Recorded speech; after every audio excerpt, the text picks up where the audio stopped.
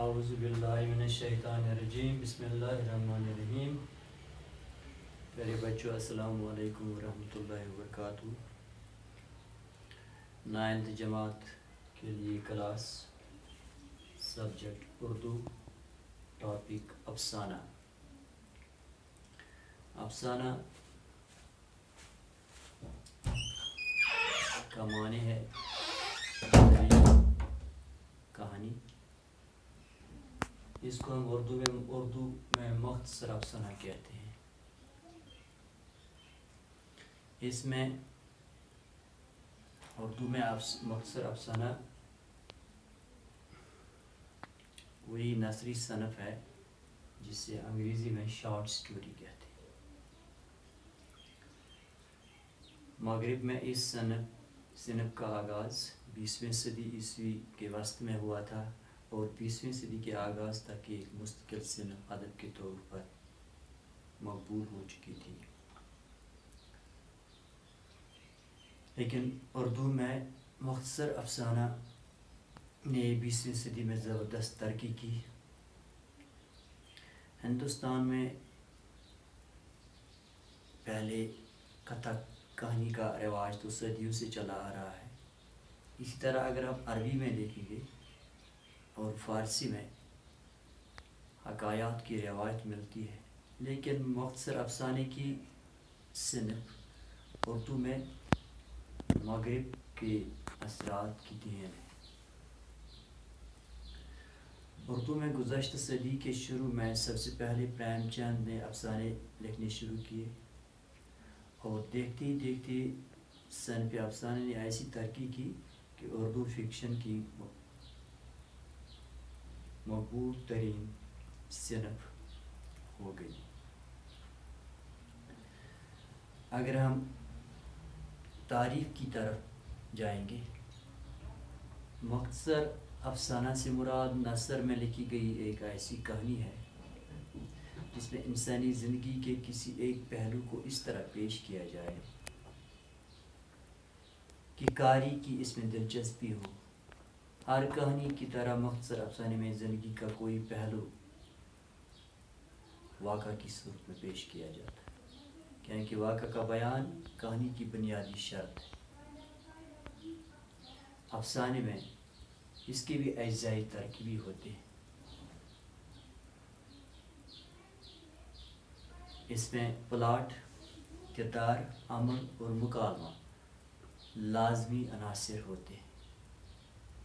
اس کے علاوہ کہانی کو دلچسپ بنانے میں تخیل اور جذبے کا بھی عمل دخل ہوتا ہے۔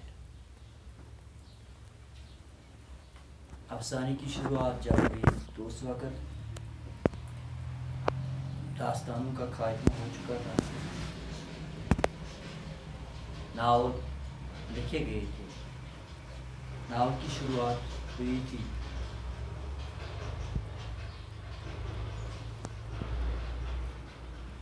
اردو میں پریم چند کے علاوہ سجاد حیدر، سلطان حیدر جوش نے بھی اردو میں مختصر افسانے کے اولین نمونے پیش کیے۔ شروع میں پریم چند بنگالی ادب سے متاثر ہو کر اس نے افسانے لکھنا شروع کیے۔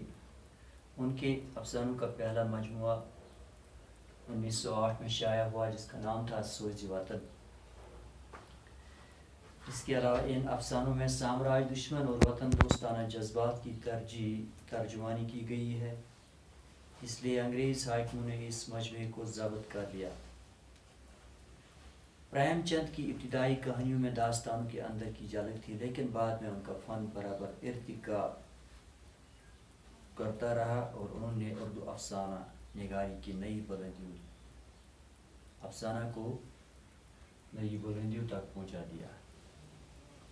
پریم چند کے زمانے میں اردو میں رومانی افسانے بھی لکھے جا چکے ہیں۔ ان میں سجاد حیدر، نیاز فتح پوری اور مجنون گورکھپوری قابل ذکر ہے۔ 1936 میں ترقی پسند تحریک کا آغاز ہوا۔ اس سے پہلے انگارے کے نام سے باغیانہ کہانیاں بھی لکھی گئی۔ چنانچہ دیکھتے ہی دیکھتے چند برسوں میں दूसरे अफसाना निगार सामने आए। उनमें सादत हसन मंटो, किशन चंद्र, राजेंद्र सिंह बैदी और असमत चुगताई के हाथों उर्दू अफसाने ने बेहद तरक्की और ज़िंदगी के गुनागूं मसाइल पर भरपूर अंदाज से लिखा गया।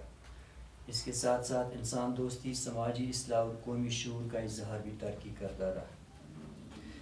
आज़ादी के बाद हिंदुस्तान और पाकिस्तान में कई बरस तक फसादात के मौजू पर बेहतरीन अफसाने लिखे गए और इंसानी कदरों के जवाल, नीज तहजीबी और अखलाकी कदरों की पामाली का एहसास आम हुआ।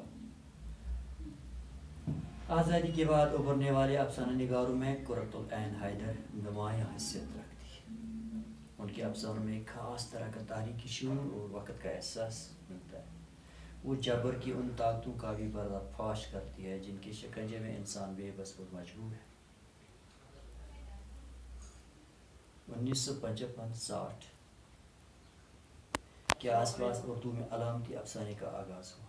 इस रंग के नुमाइंदा अफसाना निगार इंतज़ार हुसैन, अनवर सजाद, रशीद अहमद वगैरह बदलते हुए हालात और ज़िंदगी की बढ़ती हुई पेचीदगी के साथ साथ अफसाना भी पेचीदा होता रहा और नई नस्ल के अफसाना निगार बराह रास्त तर्ज बयान के बजाय रमजिया तर्ज बयान को तरजीह देने लगे।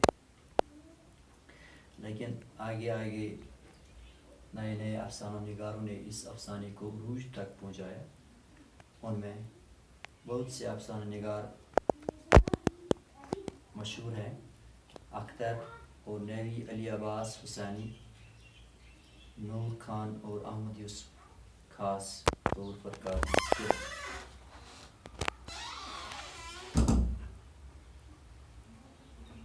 ये हमने यहाँ पर अफसाने के बारे में आपको बताया। इंशाअल्लाह कल हम अफसाना पढ़ेंगे। तो आज बस इतना ही, दीजिए इजाज़त, खुदा हाफ़िज़।